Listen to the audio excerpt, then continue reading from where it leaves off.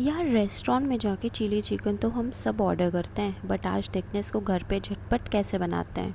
इसके लिए chicken breast को छोटे छोटे टुकड़े में कट करके उसमें 2 tablespoon cornflour, 1 full tablespoon ketchup, 1 tablespoon soya sauce, salt and ginger garlic paste add करके 15 मिनट मैरिनेट करने के लिए रख देंगे। अब पैन में तेल के गर्म होते ही मैंने सारे चिकन पीसेस को उसमें डाल दिया और अच्छे से फ्राई कर लूँगी।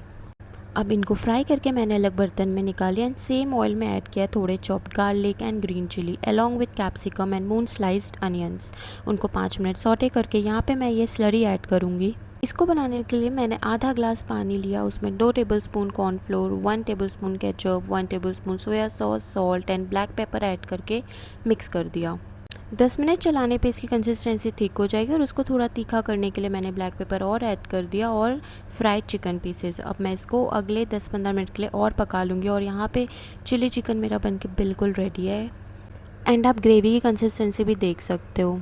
सो ऐसे और चटपटे फूड वीडियोज़ के लिए आप मेरे चैनल को लाइक, सब्सक्राइब एंड शेयर कर दो। Till then bye, take care.